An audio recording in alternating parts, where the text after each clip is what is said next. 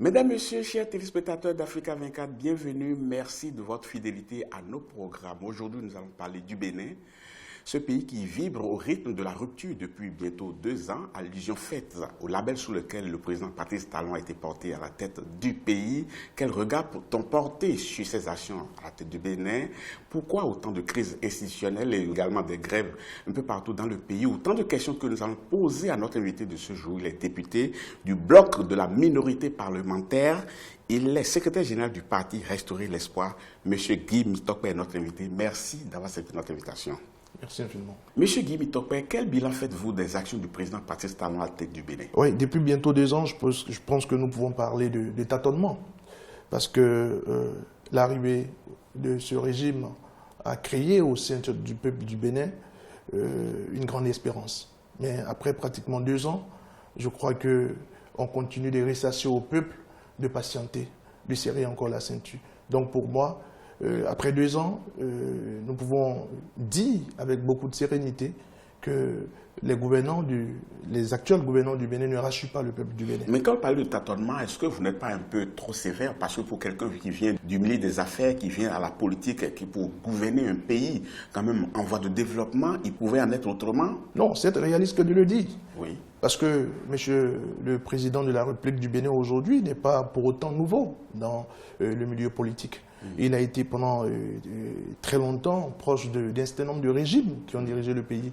Et aussi, autour de lui, la quasi-totalité des ministres sont des politiques. Il y a un certain nombre de personnes, lorsque vous prenez aujourd'hui un monsieur comme le ministre Pascal Irénée Koubaki, qui a fait pratiquement 8 ans avec l'ancien régime, lorsque vous prenez un ministre comme le ministre d'État actuel, M. Ablaye Biotchane, qui a fait quand même un certain nombre de temps avec le régime de Mathieu Kérékou. Donc autour de lui, il n'y a pas que des novices. Mais justement, pendant les 2 ans, on voit quand même des signaux qui ont été donnés, on voit des actions que le président Talon a eu le courage de mener, qui n'ont pas pu être menées hier. J'en veux juste pour preuve l'effectivité du découpage administratif. Aujourd'hui, on a 12 départements et 12 préfets. Ce n'était pas le cas. Oui, lorsqu'on aspire dans un pays démocratique à ce que l'alternance puisse être une réalité, c'est qu'on aspire à des changements de taille. Et en ce qui concerne le Bénin aujourd'hui, je l'ai dit, le peuple a besoin d'assurance. L'ancien régime a, d'une manière ou d'une autre, déçu, je dis, en griffe, d'une manière ou d'une autre, le peuple. Mais l'ancien régime a fait un certain nombre de choses sur lesquelles nous pouvons aujourd'hui parler. Mais il s'agit pour nous, lorsque nous avons travaillé à ce que l'actuelle équipe puisse accéder au pouvoir, il s'agit pour nous de voir des choses extraordinaires. Vous savez, le Bénin est un pays aujourd'hui qui est à la croisée des chemins, parce que c'est un pays qui a accusé pas mal de retard. Et nous avons besoin de personnes qui, aujourd'hui, accéderont au pouvoir et apporteront des choses concrètes. Il ne s'agit pas aujourd'hui pour les Béninois qu'on puisse entendre de belles paroles ou de bonnes choses. Il s'agit pour les Béninois aujourd'hui de toucher à ce qui est concret, à ce qui est réel, qu'on puisse poser des actes qui impacteront d'une manière ou d'une autre, qualitativement, la vie des Béninoises et des Béninois. Quand vous parlez de concret, je peux vous citer par exemple le domaine de la sécurité. Et aujourd'hui, il n'y a plus autant de braquages comme on en a observé il y a quelque temps, non? Quand même. Oui, mais quand vous le dites, le Bénin n'a pas du tout le temps été un pays où les braquages étaient monnaie courante. Le Bénin n'a pas été tout le temps un pays cité parmi les pays africains où il y a le plus d'insécurité. Mais il est arrivé un moment quand même où on a vu un pic d'insécurité dans ce pays quand même. Hein? Comme au niveau de tous les pays du monde. Ce n'est pas seulement que le Bénin. Donc ce Talon a apporté quelque chose. Je n'en disconviens pas. Oui. Notre rôle aujourd'hui n'est pas de peindre ceux qui sont au pouvoir en noir. Notre rôle aujourd'hui, c'est que un certain nombre de choses ont été promises au peuple au cours de la campagne et le peuple voudrait voir la réalisation de ces choses. Pour être un peu plus concret, vous attendiez le président Talon sur quoi concrètement et qui vous a déçu? Vous savez, avant que le président Talon n'accède au pouvoir, il avait dans l'une de ses déclarations dit il a atteint un âge et un stade où on donne tout. Mais pour nous aujourd'hui, ce que nous constatons, c'est que l'équipe qui l'entoure veut tout récupérer. Les réformes aujourd'hui au niveau du Bénin, on a l'impression que ce sont des réformes qui concernent que le peuple. Il n'y a pas de réforme en ce qui concerne les intérêts de ceux qui sont au régime. Il n'y a pas de réforme concrète en ce qui concerne les avantages de ceux qui sont au pouvoir. Constatez avec moi que dernièrement, le 13 décembre 2017, il a été signé un décret pour l'augmentation des salaires politiques d'un certain nombre de fonctionnaires dans l'administration publique. Un fait inédit, c'est la démission, il y a quelques mois quand même, de votre mentor. Je veux parler de l'ancien ministre Candide Azanaï. Mais depuis ce moment, on sent un mal-être à votre niveau. Que s'est-il passé réellement? Non, il n'y a pas véritablement de mal-être à notre niveau. Le ministre Azanaï a démissionné parce que, comme lui-même l'a dit, et quand on n'est pas d'accord, on dit non. À un moment donné, ce qui se faisait au sein du gouvernement, ce n'est pas ce sur quoi il s'était entendu avant la victoire. Donc, lorsque l'équipe gouvernementale commence à mettre en œuvre ce sur quoi ils ne se sont pas entendus, et que j'ai parlé tout à l'heure de réformes, et que les réformes ne concernent que les effets difficiles des réformes ne doivent concerner que les populations, et que ceux qui sont au pouvoir doivent se mettre bien, comme on le dit, pour nous, il y a malaise. Et quand il y a malaise, lorsqu'on n'est plus d'accord, on dit qu'on n'est pas d'accord. Quand on n'est pas d'accord, on dit non. Monsieur Guy Métokpe, vous êtes député, mais une chose qui a quand même marqué les Béninois, c'est le vote du budget exercice 2017. Certaines voix s'étaient levées dans le temps pour dénoncer le montant faramineux de ce budget. Et pourtant, vous, député, vous avez voté ce budget-là à l'unanimité. Oui, je crois quand même que le document qui nous avait été présenté était un document assez bien conçu. Et il était aussi de notre rôle en tant que parlementaire pour le premier budget qui concernait ce régime, qu'on puisse lui donner notre confiance. Donc, ce premier budget a été voté à l'unanimité parce que pour nous, c'était de nos prérogatives que nous puissions donner les moyens nécessaires au gouvernement afin qu'il travaille. Quand on voit un pays aussi pauvre et dans un contexte de crise, et le voisin du Nigeria était en pleine crise à l'époque, que l'on passe d'un budget de peut-être 1600 milliards pour arriver à 2010 milliards, c'est exagéré. Vous pensez qu'on trouverait les moyens où? Pour nous, c'est de l'ambition et non une exagération.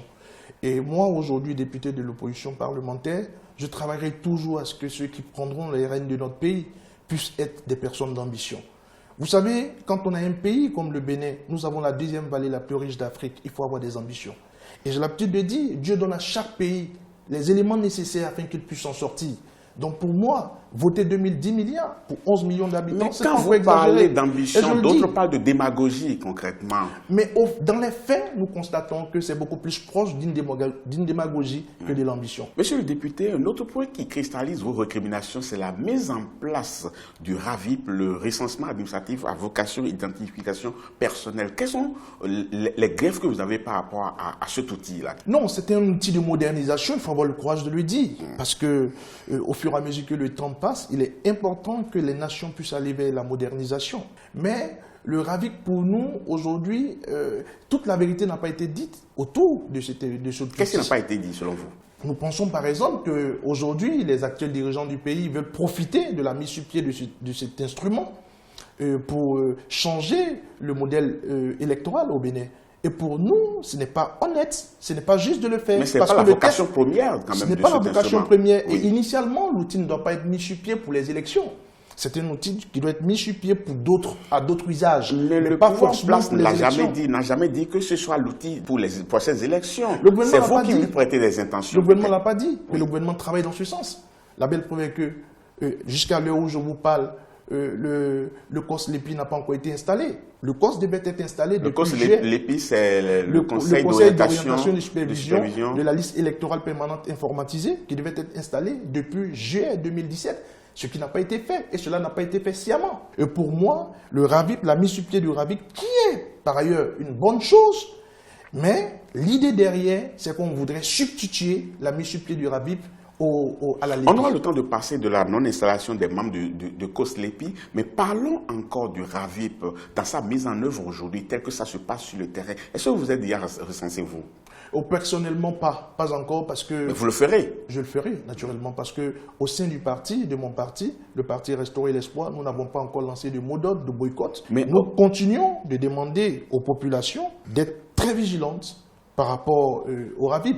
Pour nous, je l'ai dit tout à l'heure, ce n'est pas encore un instrument diabolique, mais l'idée derrière, c'est qu'on voudrait faire une substitution. Donc au-delà du poussé d'intention que vous faites au RAVIP, c'est un bel instrument et tout Béninois devrait aller s'enrôler. Il faut le mettre à l'actif de ceux qui sont aux affaires aujourd'hui, en pensant déjà à la modernisation, doter le pays d'un outil aussi moderne, c'est tout à leur honneur, non? Oui, mais notre rôle, je l'ai dit dans mes propos liminaires, notre rôle aujourd'hui n'est pas de peindre ce régime en noir.